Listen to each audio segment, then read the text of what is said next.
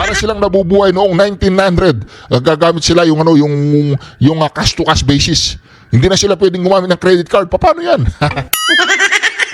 Mga reaksyon na yan si Vladimir Putin, ha. Yan ang presidente ng Russia. Yung presidente natin o di ba yung presidente natin ipapadala ang kanyang mga kababayan sa dahig para makulong at maghirap doon sa loob ng kulungan.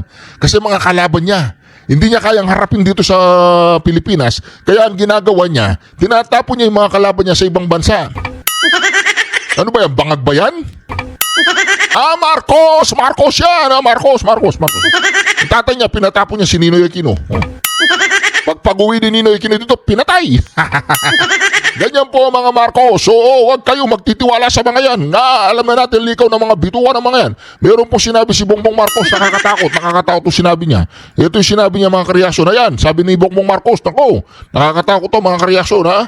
Ayan po, nakakatakot na sinabi ni Bongbong Marcos dito. Talagang ako, nangilabot ako eh. Ayan o, walang holiday break kay Pangulong Bongbong Marcos. Magpahinga ka naman, sir. Hanggang Pasko, nagnanakaw ka? Magpahinga ka naman, Bongbong. Mag-break ka naman. Ikaw naman. Kahit na Pasko, magnanakaw ka. Kahit na Pasko, magpahinga ka naman. Papahingain mo naman. Hindi mo mauubos ang pera. Magpiprint ng Bangko Sentral. Huwag kang mag-alala. Mag-break ka muna. Pagbalik mo, may nanakawin ka na naman. Yung budget ng 2026, huwag kang mag-alala. Di ba marami kayong insertion doon? Magpahinga ka muna, Bongbong. Grabe ka naman. Sinabi na ni Saldi ko, bilyon ang inatid sa'yo. Grabe ka, Bongbong. Magpahinga ka naman, sir. May time ka naman, magpahinga ka. Kahit yung mga magnanakaw nagpapahinga pag Pasko. Grabe yan. Yan po, si Jesus. Si Jesus yan. Hindi ko alam kung kailan pinanganak, pero yan, siya si Jesus.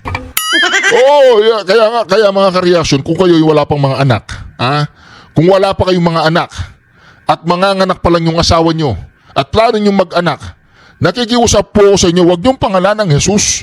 Marami naman pangalan dyan. Pwedeng Jake, pwedeng Jonathan, pwedeng ang Judas eh. Huwag lang Jesus. Mantagin mo yan. Pinangalanan kang Jesus.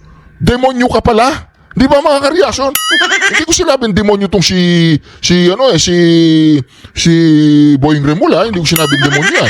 Pero mantakin mo, pinangalanan ka ng Jesus, kasalanan po yan. Sabi ng Biblia, wag mong gagamitin ang pangalan ng Diyos sa walang kabuluhan. No, di ba? Mantakin mo yung magulang mo, ginamit nila yung pangalan ng Diyos, Jesus. Ngayon, minumura ka nila. Inaalimura ka nila dahil sa mga kagagawan mo. Di ba namumura yung pangalan ni Jesus? Huwag po ninyong gagamitin ang pangalang Jesus kung kayo ay magkakaanak. Pakiusap po. Maraming ibang pangalan dyan. Pangangalanan yung Jesus ang anak ninyo tapos ang kalalabasan, demonyo. Huwag po, huwag. Hindi, seryoso po ako. Maraming pangalan. Huwag niyo pong gamitin ang pangalan ni Jesus sa pangalan ng anak ninyo. Hindi niyo alam yung anak ninyo kung ano magiging. Baka magiging isang Diablo, diba? Huwag niyo pangalanan ng Jesus, itong si Crispin, mayaman ka naman. Okay na, sige, Jesus ka na, sige. Kailan ka pinanganak? December 25? Happy birthday, sir. Ilang araw na lang, birthday mo na. Question na jurisdiction. Yung Pilipinas, ang kampo ng Pangulong Duterte. Yes. Ngayon, hindi makapag-desisyon ngayon ang appeals chamber ng ICC. Nagbigay pa sila ng dagdag na panahon para magpaliwanag ang magkabilang panig kung ano ang kanilang masasabi dun sa question ng jurisdiction. Kasi di ba ang question dito, ipinail nyo yung kaso, hindi na kami miyembro ng ICC. May technicality problem na yan. Totoo ka. Kasi sabi nila, ang effectivity dapat yan. Kung nag-resign ka yun, 1 year after. Ilagpas na rin ng isang taon eh. Ilagpas na ng isang taon. Diba? Tsaka nyo, pinagana yung kaso. Tsaka nyo na-file. Ibig sabihin, hindi nyo na kami miyembro. Ayun ang magiging problema nila. January 16 ang deadline ng pagpapile nung komento dito. Ako, nangangamba dyan, Nelson, baka sa mga susunod na taon, pati mga judges na yan, magre-resign na sa ICC yan. Amare. Kasi kung hindi ka na makasweldo, ba't ka pa, di ba? Oo. Ang problema nito dyan, halimbawa lang, kasi ang sinasabi lang ngayon ni Trump, yung Netanyahu eh. Yan, no? oh. Tsaka yung sa Israel eh. Oh. Baka biglang masabi niya, pati Duterte. Kasi my friend Duterte, di ba? My friend Duterte. Oh, sabi naman ng Vladimir Putin, my friend Rodrigo. Oo. Ay, ano mangyayari ngayon? Oh. Ayan ho, magiging problema natin. Di kayo tinawagan niyo, Digong, pare, tulungan niyo nga ako. Masyado akong ginigipit ng mga... Di ba? Siguro nga, no? Baka walang telepono lang dun eh. Totoo. Pero baka pagka tumawag si Digong kay Putin, kahit kay Putin lang eh. No? Totoo. Oo. Ang laki ng impluensya ng mga yan. Lalo kung sabi, kahit mo ng Amerika, di ba? Ang US. Oo. Yun na. Oo. Halimbawa, i-raid nila yung ICC. Pag-aarestuhin yung mga nandun. Oo, sasabihin nila, may court order eh. Ay, lalo pa, halimbawa yung Russia, no? Nako. Ano yung magaling na ano ng Russia? Yung MGB ba yun? Yung counterpart nung, di ba yung kanilang intelligence na, tama, MGB. Oo. Ako, ito na po talagang ICC mga kareaksyon ay mawawala na. Maglalaho na kasi ang mga malalaking bansa mga kareaksyon, sila mismo ay talagang pakinggan po natin ito, tinatapos na po ang ICC. At pag wala na yung ICC, lalaya na ang Pangulong Duterte. Uwi na, o di ba? Singit ko lang dyan itong isang importanteng balita ito dyan eh. Ha? Paano yan? Naku po. Itong tungkol sa mga problemang kinakaharap ngayon ng International Criminal Court. Ay, Di ba ang Pangulong Duterte po mga kareaksyon, talagang inaano po siya ng nasa itaas. Ng Diyos, inaano siya, talagang talagang ang kumikilos ang Diyos. Mga kareaksyon, mantakin ninyo ang ICC ngayon, lahat ng judge, prosecutor, mga tauhan ng ICC mga kareaksyon, kapag nakita sila ni Putin, ikukulong sila mga kareaksyon. Habang nakakulong sila mga kareaksyon, lalagyan ng maraming langgam yung kanila selda. Maniwala kayo sa akin. Pagkatapos sila nilagyan ng maraming langgam yung kanilang selda mga kareaksyon. Hindi ko na alam kung ano mangyayari sa langgam yun eh. Singit ko lang dyan itong isang importanteng balita Naku po. ito dyan eh. Ha? Paano yan? Itong tungkol sa mga problemang kinakaharap ngayon ng International Criminal Court, Yun. ICC. Pwede ko ba sabihin, buti nga sa kanila? Wag naman. Nako po. Ang latest na mga problema nila, ang dami nagwi-withdraw member state. Na, di ba, pinakahuli daw, Venezuela. Venezuela. Pero sa taong ito, alam mo ba kung aling-aling mga bansa na ang nag-withdraw? Bukod dyan sa Venezuela na nitong nakaraang linggo ata ay bumoto, nagbotohan yung mga mambabatas nila at ang boto nila ay kumalas na sa ICC, International Criminal Court. Ganon. Bukod dyan, eto mga bansang ito, yung iba dito hindi natin masyadong kilalang bansa eh. Bansang Mali. Ayan, Mali, yes. Meron nanonood dyan. Wala, hindi ito sa San Mateo, ha? Mali. Yung MLY yun, MALY, Mali. Hindi. Ito pala, yung apat na bansa ito dyan na kumalas. Kung tawagan ni Sahel Black. Isang bloke sila eh. Ha? Ano yan? South Africa yan, di ba? Oo. South Africa nga ito. Mali, Burkina Faso at Niger jointly announced their withdrawal from the ICC in September 2025. Naku po. Oo. Kasi ang sabi ng mga bansang ito, bias ang ICC dahil yung kanilang mga leader doon, ang leader nila sa mga bansa na ito, mga military ay inaakusahan ng ICC ng neo-colonialism. Ayun. So parang kinakasuhan na rin ng ICC. Ang Hungary, nag-announce din ng withdrawal noon pang June 2025 at magte-take effect June 2026. Nako.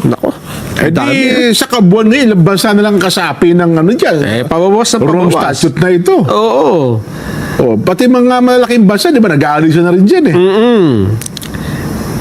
Ito ang problema ngayon. Bukod sa mga pag-aalisa ng mga miyembro Ito ang masaklap. Ano yan? Ano nangyari sa kanila? Nako, ito pong in-announce na sanction ni US President Donald Trump sa ICC ay nararamdaman na ng mga Yan. ICC judges. Nako po. Sa isang panayam, sa isang judge, ano pangalan nito? Wala na raw silang 13 months. Ito si Oo. Judge Luz del Carmen Ibanez Carranza. Isang Si Carranza, di ba? Attorney sa atin yan? Si Attorney Carranza? hindi, taga Peru ito. Peru. Yan yata. Siya. Yan, nasa picture. Nasa video. Ano pangalan yan? Luz del Carmen Si Oo. Judge Luz. Ibanez Oo. Carranza. Oo. Alam mo ba ang kanyang problema ngayon? Ha? Ano doon sabi niya? Yung kanyang mga hindi siya maka-order sa online platform. Ayun ang sinasabi ko sa Sabi inyo. niya, ako, order pa naman ng mga parcel. Kaya pala walang dumadating na parcel sa akin. Ay sinuspindi yung mga credit card ko. So part ng sanctions yun sa kanila. Oh, basta nasa kapangyarihan o nasa power ka, jurisdiction ka ng American government, halimbawa, bangko ka. Oo. Ang opisina mo meron sa European Union, di ba? Sa Europe kanila, di ba? lalo Europe, tapos meron pa sa Amerika. Oo. Siya sabihan ka nung lahat ng ito yung mga pangalan ng judges, ha? Pag tanggalin nyo ito, i-freeze nyo ang kanilang mga bank account. So wala silang mga transactions ngayon. Part ng sanctions sa kanila yun? Oo. Kaya pala sabi ko, wala silang 13 month. Wala. At hindi sila makapag-travel kung saan-saan. Yan. Hindi sila makaalis. Yan ang sinasabi ko sa Pati inyo yung mga ngayon. negosyong sumusuporta sa ICC. Kasi nga tinigil na di ba? Binabalaan ni Trump yung mga Oo. nagbibigay ng suporta sa kanila Lalo na ngayon at ipinipilit kasi nila dyan na aarestuhin nila si Benjamin Netanyahu ng Israel. ng Israel. Nako. Lalong nag-iingit ngayon si Trump. May panibagong banta sa kanila. Oho. Bukod dyan ngayon pala ay ramdam na nila yung sanction na yon. Hindi lang sila, pati kamag-anak nila dyan. Ganon. Pati Oo. yung mga apelido Carranza. Ibanez. Nararamdaman kasi siyempre, halimbawa, sa isang bank account, magkakasama kayo doon, nandun yung pangalan mo, damay ka. Pati yung kamag-anak yan, hindi kayo maka-withdraw. Hindi, maka-withdraw. Ako po. Oo. Yan ang sinasabi ko sa inyo. Yes. Akala nyo kasi kayo lang ang makapangyarihan. Ito pa yung pinakahuli, di ba? Ito yung kay Meron Trump. pa. Yung Oh. kay Vladimir Putin. Yung sa Russia naman yan. Yung hindi lang para arrest warrant ang ibinigay doon dyan, sentensya na. Ha? Ano sentensya? Sinentensyahan ng Moscow Court ang ICC prosecutor na si Karim Khan Naku yan, matindi ang Karim ka na yan. at ang 8 pang ICC judges Oh. na makulong ng 15 taon. Naku, Naku po. sila pa ang ikukulong ngayon. 15 years kasi pinapakulong nila si Vladimir Putin Oo. sabi niya ng Russia, teka, anong kapangyarihan niyo para ipakulong ang presidente namin? Nag-hearing ngayon sa Moscow. Oho. Ayun, Hearing in in absentia. absentia. Naku po. Kaso sila ngayon sa Moscow. Oho. Ngayon, Jen, hindi sila maka-travel sa mga bansa na malamang may Russian authority. Nako, halos magkakatabi yung mga yan, di Ayun ba? nga, oo. Diba? Hindi mo kasi alam. Halimbawa, Jen, ito, bibigyan na example. Oh, sige. Si Pangulong Duterte. Yan, oo. Nakakulong yan sa kanila, di ba? Wala namang polis dito ang ICC, di ba? Wala. Kaya nga nag-coordinate sila doon sa Interpol Biglang dinampot, sinakay ng aeroplano. Oo. May question ba sa Pilipinas? Wala na ngayon, ando na Kaya ibig sabihin, mga ibang bansa, may question ba? Wala akong May mapasyon gobyerno bang nagsasabing, ba't yung ginanyan? Hindi. Oo. Therefore, pag inaresto ng Russian ang mga ICC judges, kahit sa Netherlands, alam, biglang dinampot. Oo. Sinakay ng aeroplano. Oo. Dinala sa Russia, doon sa ikinulong. Russia. Oo. Anong questionin natin doon? Korte rin nila yung nagpapasya doon, di ba? Oo nga, no? Hindi ba? Lalo ngayon, kasi sa kanila, landlock lang yan, tatawid ka na ng border. Sakay ka lang sa motorsiklo, di ba? Oo. Oo. Yan ang Oo nga, problema ngayon ng ICC. Nako. Matindi yung impact ngayon ng pangyayaring ito, Jen. Ngayon, ramdam nila ngayon ang pangyayari dyan. Ano Ramdam kaya, nila. Magiging pressure kaya ito? Ano kaya magiging epekto nito sa kaso ni Pangulong Digong? Tsak, merong epekto Meron. yan. Hindi, Di ba? hindi maring wala. Oho. Lalo't lalo na at yung prosecutor nila, yung Karimkan na Yan, totoo yan. suspendido ngayon. Oo, may dahil kaso yan, di ba? Meron siyang sexual misconduct Yan. na kaso. Oho. Ito po ay dininig na ng United Nations. Ang nagdinig dito isang UN-led investigation team. Oho. Meron na raw pong findings pero hindi nilalabas, confidential pa. Nako. Oo. Pala, pwede rin damputin yan. Pag sinabing, Ah, na-receive ko yung text eh. Oo, pwede. Ano ba sasabihin? Kinopya lang namin yung Pilipinas eh. Oo. Oo. Ganun din ang ginawa niyo sa kanila eh. Oo, group Eh, effort to. paano ko sinabihan ni General Torre? Oo, arrestuhin mo si- Iko-commission ka ng United Nations. Okay, ikaw-commission ka ng Russia. Oh, yeah. Arrestuhin mo si Judge ganito. Oh. Naku po. Ikaw ang i-hire namin sapagkat magaling kang gumamit ng mga Ng mga telepono ng bilang mga- yan, arrest oh. warrant. Yan, oh. Ang daming problema. Ayan. Oo, ng ICC. Yari kayo ngayon. Kaya ngayon ay hindi natin alam kung ano mangyayari. Tapos, ang problema pa ng ICC, mukhang wala nang nagko-comply sa kanila ng mga member. Wala na. Example, yan ha, Vladimir Putin. Oh, Russia. Last year, bumisita ng Mongolia. Okay. Ang Mongolia ay miyembro ng ICC. Okay. Si Putin may arrest warrant. Oh, dapat, kumbaga, inaresto nila sa Arresto Mongolia. yan, dadalhin sa Oo. dahig. Hindi kumibo ang Mongolia. Hindi kumibo. Oo. Ang sabi ng ICC, teka muna, may findings ang ICC eh, non-compliance. Non-compliance ang Cambodia. Ang mga Mongolia. hindi sumunod. Oo. Hindi nila inaresto si Putin. Siguro sabi ng Mongolia, sige nga kayo nga umaresto. Baka pag inaresto namin to, maging pulbos ang Mongolia. Totoo. Ayan ang problema ngayon ng ICC. No, isang araw, nanonood ako sa YouTube. Oo. Alam mo bang ang Russia pala isa sa may pinaka-dangerous security? Oo. May mga pinakamagagalit, pinakamapanganib na mga security. Huwag ko man ang taga-Mongolia, pag inaresto ko yun eh. Oh, di ba? Buti sana kung panahon pa ni Kublai Khan. Yun na nga. Di ba? Hindi na, tapos na sila dun eh. Yun na. Sa era ng mga mandirigma eh. Oo. Sila'y mababait na sa Mongolia. Totoo. Ano ang problema ngayon, Jen? Mongolia tayo. Mongolian Empire. Oo. Eto ang problema.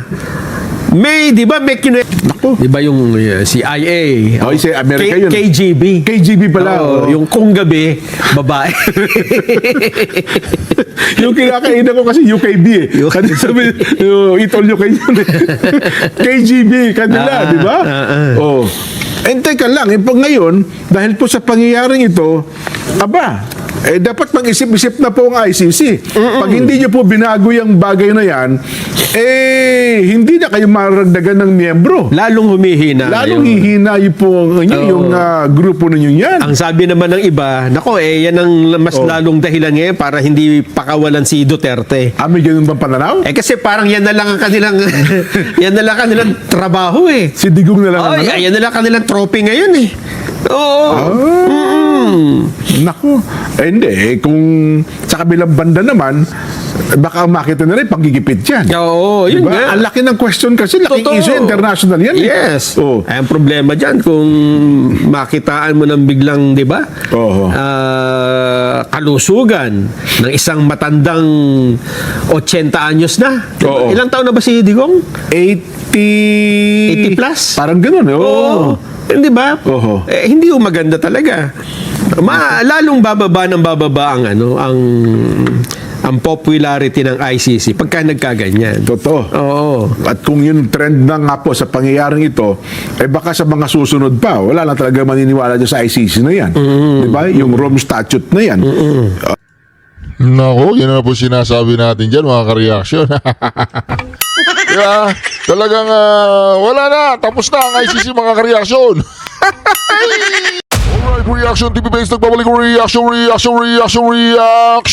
Napakaganda po ng pag-uusapan natin ngayong mga ka-reaction, ha. Alam kong mahirap kaming pagkatiwalaan, pero yun po ang inihiling namin sa inyo ngayon. Yan po ang inihiling daw mga ka-reaction. Meron po tayong mainit-init na balita mga ka-reaction. Nagdadala na daw po ng mga maleta si Tambaloslos. Kapag nagsisimba daw siya, nagdadala siya ng maleta, inaabot niya sa pari. Sa pari, yung obispo, inaabutan niya ng maleta. Diba? Hindi po diyan, hindi chismis yan, totoo yan. Meron akong reliable source. Meron pong nagpadalang video sa akin. Na videoan niya itong si Tambaloslos, si Martin Romualdez, na nagwaldas ng ating kaban ng bayan, nagbibigay siya ng maleta sa pare. Parang attached case, parang maletang maliit, ganoon. Ayan mga ka-reaction. Ito po yung mga tuta ni Tambaloslos, ni Palaka, tsaka ni Bangag, ayan po. Pinangunguna ni Claire Ring Castro. Nandiyan po sa tabi niya si Remula, si Ping Lacson, si Tuta Sen, si John Vic Remula, si Abante. Ayun po mga ka-reaction. At kung sino-sino pa, yung mga komunista nandiyan din. Yung mga si Risa Ontivero, si Leila de Lima, yung Ngiwi, si Trililing. Nako, kumpleto rekado po dyan mga kasyon. Nandiyan si Adjong. Nako mga ka-reaction. Kumpleto po, yan ang mga tulisang mga taga-tugis ni Tambaloslos. Taga-tugis ni Tambaloslos sa mga Duterte. Yan po mga ka-reaction, nakikita po ninyo mga ka-reaction. Mga talagang mga asong ulul. Kapag nasabugan ng pera, talagang kahol ng kahol. Ito po daw si Claire Castro. Sabi po ni Governor Chavit Singson, sabi niya yun. Si Claire Castro daw ay asong ulul. Ayan mga ka-reaction, parang gusto ko nang magkaroon ng dual citizen sa Russia. Sinintensya ng ICC prosecutor at judge. Sabi na nga ICC, arestuin si Putin. Arestuin natin si Putin, Arestuin natin, meron siyang crimes against humanity. Mga tinatawag niyang anong tawag doon, yung genocide, ganon. Yun ang kaso ni Putin. Sabi ni Putin, sino yung mga gustong umaresto sa akin? Tawagan mo yung judge, sabihin mo, lahat ng taga-ICC, mga judge, mga prosecutor, atulan nyo sila. Pag nakita natin, arestuin natin sila. Ngayon, ang mga animal na yan, na nasa ICC, mga animal yan, mga punyeta yan, mga punyetang mga inayupak yan. Yung mga nasa ICC, mga animal kayo, kapag nahuli kayo ni Putin, talagang ikukulong niya kayo, mga inayupak kayo, mga hindot kayo. Sorry, sumobra na. Pagkitanggal po yung hindot sa record, in aid of the legislation, sumusobra na reaction. Sumusobra na ang gigil mo. Nanggigigil po kasi ako mga ka-reaction. Pag nakikita ko itong punyetang ICC na ito, na nagpapahirap sa aking bayani, na si Rodrigo Roa Duterte, malapit nang umuwi yan, mga ka-reaction. Siyempre, si Rodrigo Roa Duterte, mga ka-reaction, close po niya, kaibigan po niya, si Vladimir Putin, tsaka si Donald Trump. Totoo po yan, tsaka si Xi Jinping. Ngayon, hindi naman pwedeng magpakita ng hayagang suporta ang mga leader dahil ang Pangulong Duterte hindi na leader. Pero nakikita po natin ang galawan ng dalawang yan ngayon. Anong ginawa po ni Donald Trump? Sanction lahat ng Mastercard, mga pera ng mga inayupak, mga animal na yan na nasa ICC, mga punyetang mga demonyong yan. Hindi na sila makabili kahit lollipop lang kasi naka-freeze na yung kanilang mga asset, tsaka yung mga bangko nila, mga animal na yan, naka-freeze na po yung kanilang mga bangko, hindi na sila makabili kahit na lason, hindi sila makakabili. Gusto nilang maglason, hindi na sila makakabili. Kailangan mabuhay sila ng habang buhay. Nandyan lang sila sa ICC. Pati mga anak nila, asawa nila, lahat ng kamag-anak nila. Sanksyon. Hindi sila makatravel, mga visa na cancel, lahat. Para silang nabubuhay noong 1900. Gagamit sila yung cash to cash basis. Hindi na sila pwedeng gumamit ng credit card. Paano yan? Mga reaksyon, ayan si Vladimir Putin, Yan ang presidente ng Russia. Yung presidente natin di ba yung presidente natin ipapadala ang kanyang mga kababayan sa dahig para makulong at maghirap doon sa loob ng kulungan. Kasi mga kalaban niya, hindi niya kayang harapin dito sa Pilipinas. Kaya ang ginagawa niya, tinatapon niya yung mga kalaban niya sa ibang bansa. Ano ba yan? Bangag ba yan? Marcos yan! Marcos. Ang tatay niya, pinatapon niya si Ninoy Aquino. Pag pag-uwi ni Ninoy Aquino dito, pinatay. Ganyan po mga Marcos. Oo, huwag kayo magtitiwala sa mga yan. Alam na natin likaw ng mga bituan ng mga yan. Meron po sinabi si Bongbong Marcos, nakakatakot yung sinabi niya. Ito yung sinabi niya mga kareaksyon. Ayan, sabi ni Bongbong Marcos, nako, nakakatakot to mga kareaksyon ha.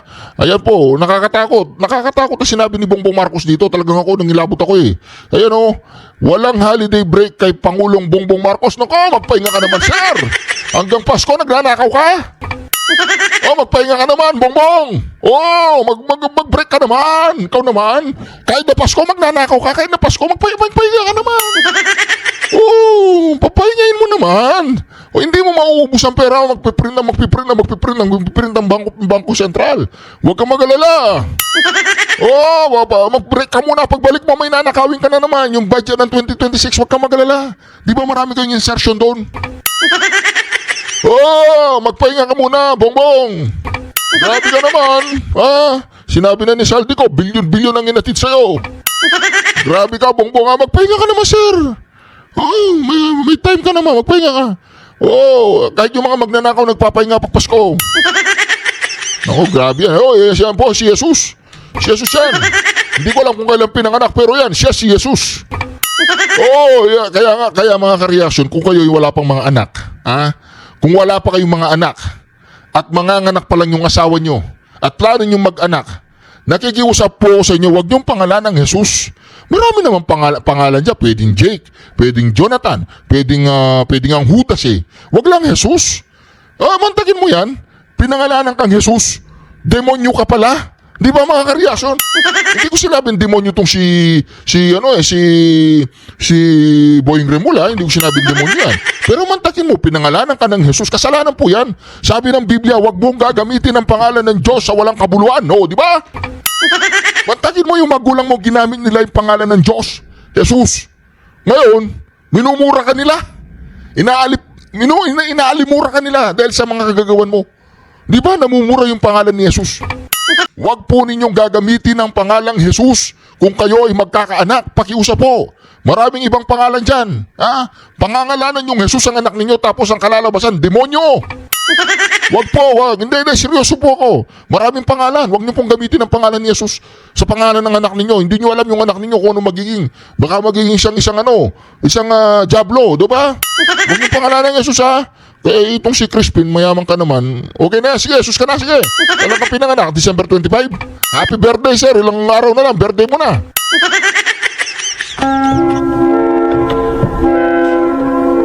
Wait a minute. Diba? Nakita po ninyo? Diba? Nag-aabutan ng maleta ang mga... Itong mga pari na to, itong mga pari na to na nagrarally-rally na talagang sinusuportahan si Tambaluslo sa mga rally nila. Mga pari kayo, mga animal din kayo. Mga matatakaw. Hindi, pasintabi po sa mga Katoliko Pasintabi, maraming matitinong paring Katoliko. Maraming Katolikong matitino. Pero itong mga paring tumatanggap ng mga maleta na yan, ano laman yan? Ostya.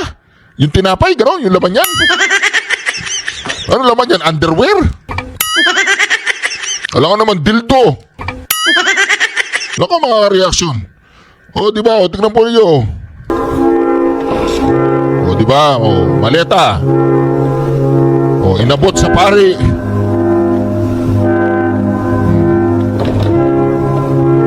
Yan, sige. Diba?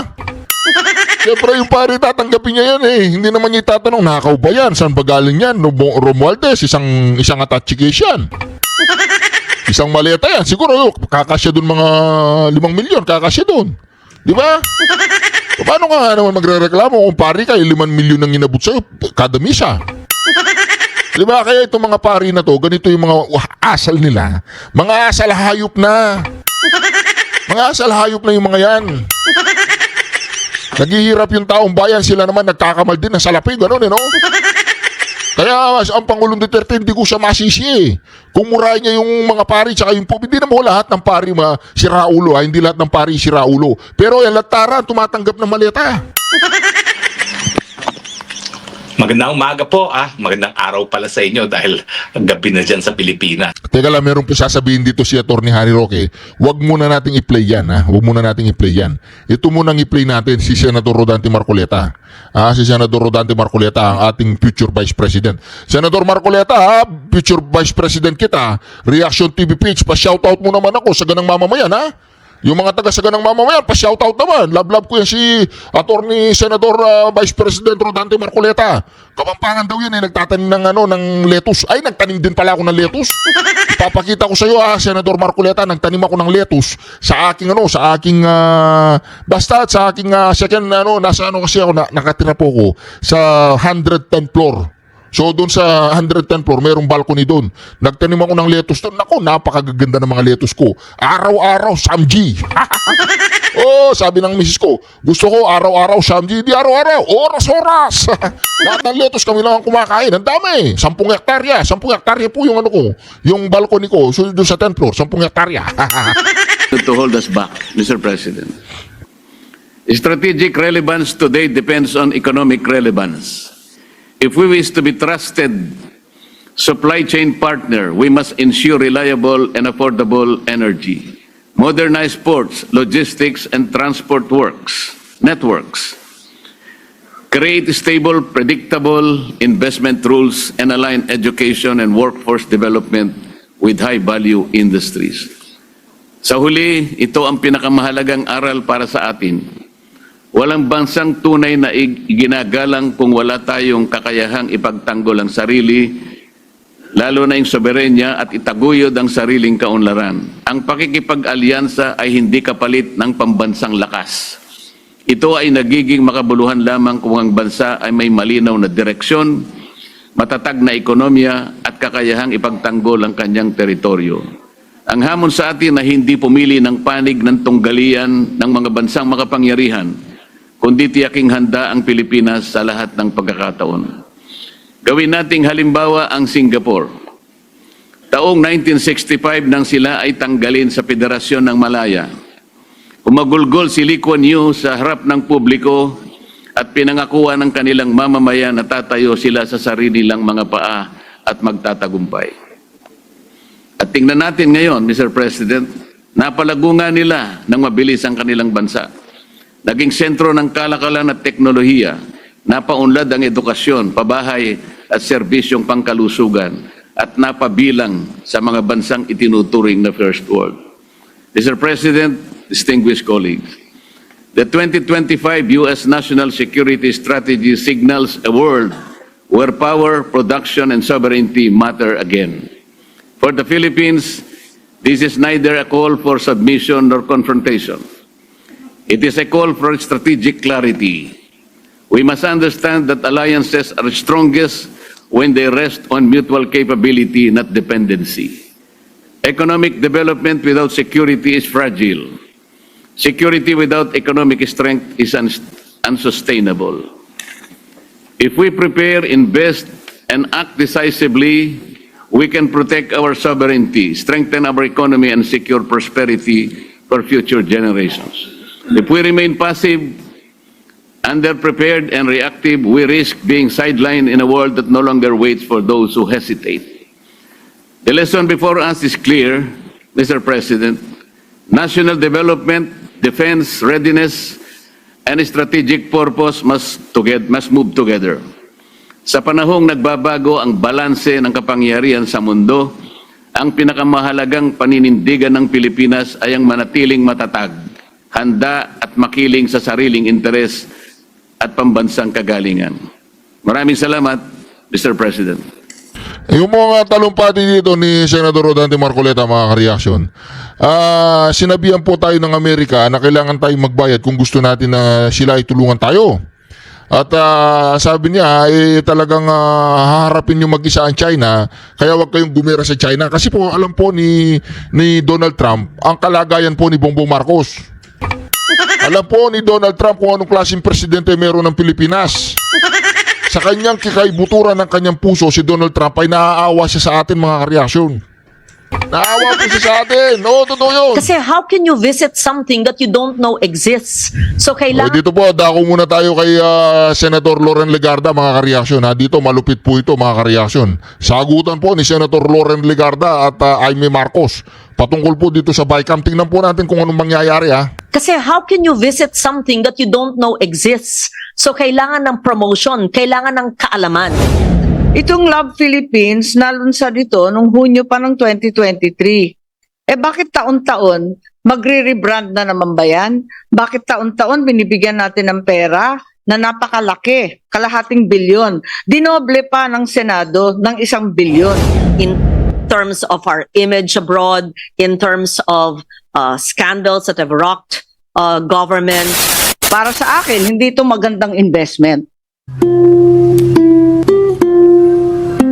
On the part of the House for the Department of Tourism, the amount reflected in the HGAP reflects the same amount as in the NEP, which is 3,651,214,000. The Department of Tourism, Office of the Secretary, 3.6 billion. Branding campaign, 1 billion pesos. General Management and Supervision, 699 million pesos. Tourism Planning, 644 million pesos. Any questions? Yes, Mr. Chair. Yes, Senator. Yes, a quick question. We all understand branding to mean a unique sign, a symbol, a logo, perhaps a message, a slogan, a promise, a unique value proposition. This is done once in the conceptualization of a brand and the launching of such. Itong Love Philippines, nalunsad ito nung Hunyo pa ng 2023. Bakit taon-taon magre-rebrand na naman ba yan? Bakit taon-taon binibigyan natin ng pera na napakalaki, kalahating bilyon? Dinoble pa ng Senado ng 1 bilyon. Babaguhin na naman ba yan? Nakailang bago na yan? 2023 pa yan, 2024, 2025, 2026. I-rebrand na naman ba yan? Bakit?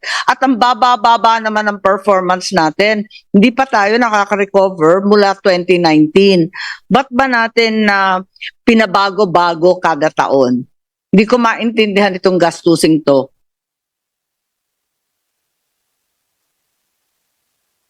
I'll answer our colleague.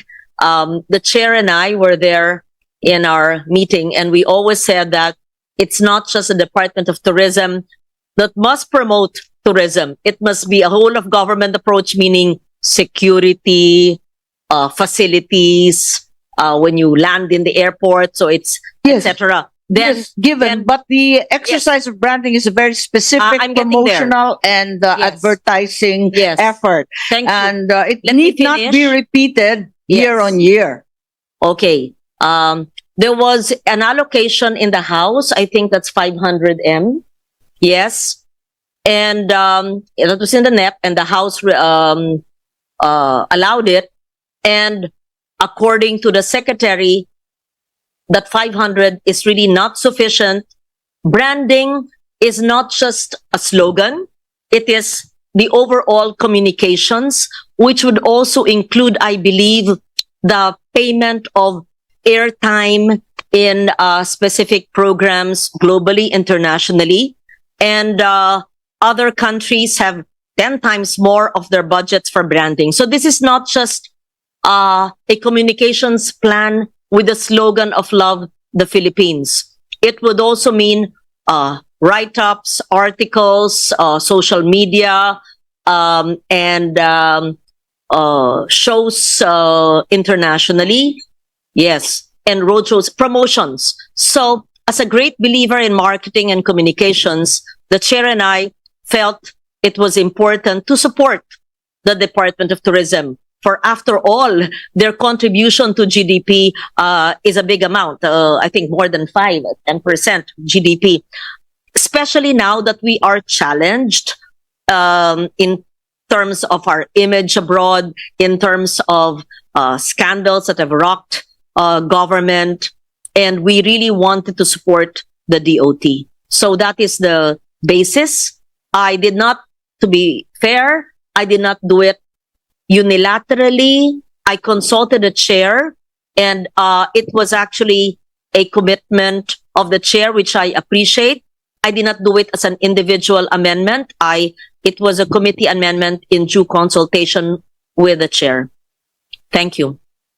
Yes, pinagtatakahan ko lamang dahil nakita natin na talagang bumabagsak ang turismo, may decrease ng 2.16%. So hindi ito mahahabol tulad ng sinabi ninyo dahil sa branding lamang. Hindi advertising ang problema. Sang-ayon po ako sa inyo at ang kinakailangan gawin ay isaayos ang intermodal transport, gawing mas mura ang pagbabiyahe at paglalakbay at higit sa lahat yung peace and order and corruption scandals hindi nakakatulong sa Pilipinas. Pero itong gastos ng gastos para sa branding, paulit-ulit, hindi naman yata tama rin. Kasi napakaraming nangangailangan ng tulong sa ating bansa, mula sa magsasaka, sa mahihirap, sa urban poor, hanggang sa senior citizen. Bakit natin pinag-aaksayahan ng panahon ito samantalang hindi pa nasasaayos ang intermodal transport sa ating mga isla at hindi rin ume-epekto to, pabagsak ng pabagsak. Kaya para sa akin, hindi ito magandang investment. I agree, and we take note of the comments of the good senator from Ilocos.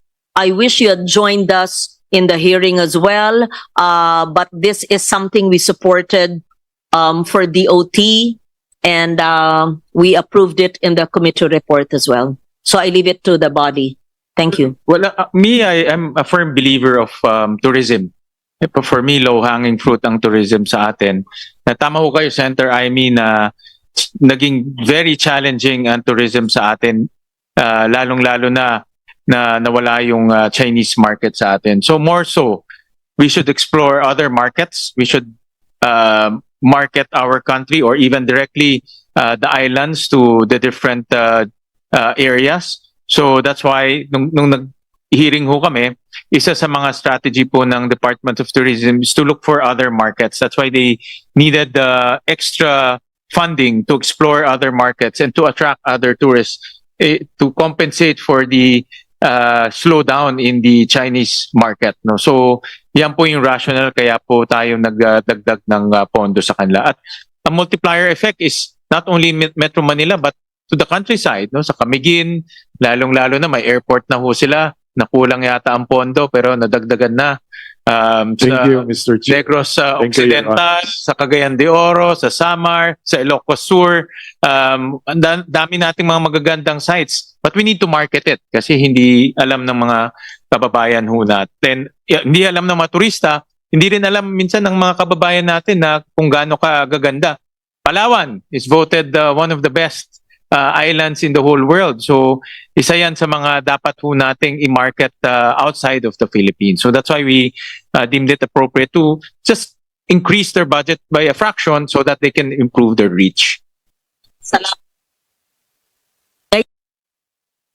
Alala ko during our hearing, pinaalala sa amin na 8.9% nga ng GDP ay galing diretso sa tourism, and 13.8% of our total population are directly employed through tourism.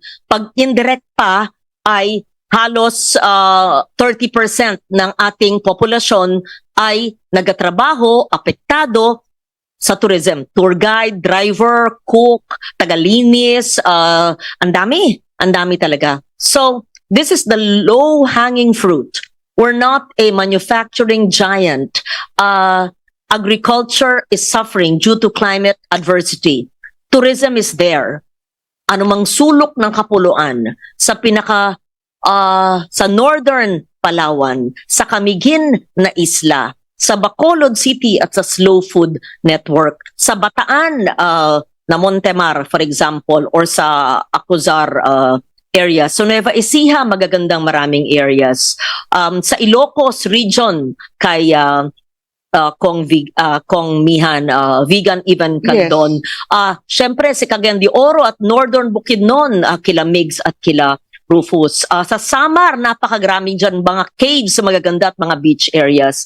At pati naman sa Valenzuela, maganda. Ano mapupuntahan sa inyo? Yung museo ninyo. Maraming salamat. O sa amin sa Antique. So, kailangan ng Kasi how can you visit something that you don't know exists? So kailangan ng promotion,